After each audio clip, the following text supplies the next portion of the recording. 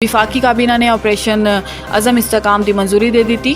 वज़ीर आज़म शहबाज शरीफ की ज़ेर सदारत विफाकी काबीना का इजलास होया, जिस काबीना ने नैशनल इलैक्शन प्लान की एपिक्स कमेटी के फैसलों की तौसीक की। ज़राए का कहना है कि काबीना ने एपिक्स कमेटी की जानिब तो ऐलान किए जाने वाले ऑपरेशन अज़म इस्तेकाम की भी मंजूरी दे दी थी। ज़राए के मुताबिक वज़ीर आज़म काबीना इजलास किया गया है कि ऑपरेशन अज़म इस्तेकाम के अभाम या क्या सराइयाँ हो रही हैं, लेकिन वाज़े कर दवा यह ऑपरेशन दीगर ऑपरेशन की तरह नहीं है। यह इंटैलीजेंस बेस्ड ऑपरेशन होएगा, जिस किसी को कितने मुंतकिल नहीं किया जाएगा। वज़ीर आज़म ने मजीद क्या कि नैशनल इलैक्शन प्लान का तसलसल है तो ऐसी अगे लैके चलना है।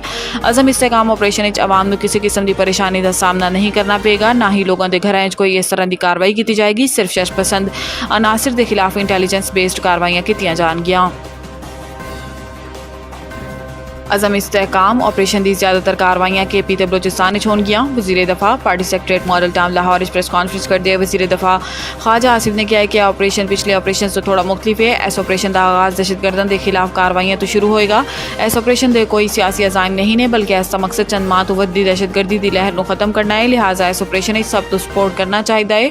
वज़ीर दफ़ा ने कहा कि 3 पार्टियां का उत्थे वोट बैंक है, इसलिए तहफुजात कर रहे हैं, लेकिन कानूनी ते आइन पहलियां तो दूर किया जाएगा। मेरी तो दरखास्त होगी कि कौमी सतह पर सपोर्ट करन। इन्होंने कहा है कि अफवाज पाकिस्तान रोजाना की बुनियाद पर कुर्बानियाँ दे रही है। अदलिया मीडिया सियासतदान ते इदारा इस ऑपरेशन पर मुतफिक होना होगा। अदलिया या मीडिया अगर इस कोशिश को सपोर्ट नहीं करेगा तो ऑपरेशन के असल मकासद हासिल नहीं हो सकते।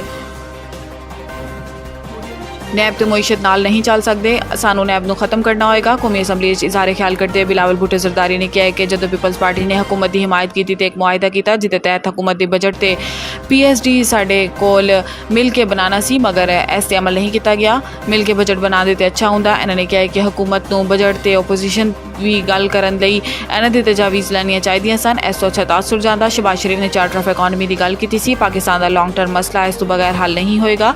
यह चार्टर सब के मशवरे नाल बनाना होएगा, किथे डिक्टेट नहीं होएगा। सानू दुनिया को पैगाम देना है कि पाकिस्तान ने अपनी मुईशत लिए 20 साल का प्लान बनाया है। चेयरमैन PP ने अशिया ते सेल्स टैक्स जमा करने का इख्तियार सूबा को देने का मुतालबा करते हुए किया है कि अगर सूबे हदफ हासिल नहीं करते तो अपने बजट को हदफ पूरा करेंगे। सरप्लस सेल्स टैक्स की सूरत सूबे इजाफी रेवेन्यू अपने कोल रखेंगे।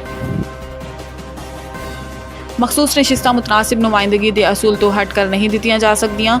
Supreme court chief justice Pakistan Qazi Faez सदी सरबराही सुप्रीम कोर्ट ने 13 रुकनी फुल कोर्ट ने सुन्नी इतिहाद कौंसल की मखसूस नशिस्तां तो मुतल्लिक केस की समाअत की, जिस दौरान सुन्नी इतिहाद कौंसल के वकील फैसल सदीकी ने दलाइल देंदे हुए कहा कि कागजात नामजदगी चेयरमैन की सुन्नी इतिहाद कौंसल तो वाबस्तगी जाहिर होंदी, मगर सुन्नी इतिहाद का निशान ना मिलन ते चेयरमैन ने बतौर आज़ाद उम्मीदवार इंतखाबात लड़े। चीफ जस्टिस काजी फाइज़ ने रिमार्क्स दिते कि तुसीं ते पूरी गल ही हवाइज की है, ऐसे बयान नहीं दे सकते, तुसीं दस्तावेजात देवो। इस ते फैसल सदीकी ने कहा कि मैं दस्तावेजात भी देवांगा तो इलैक्शन कमीशन भी कन्फर्म कर देगा।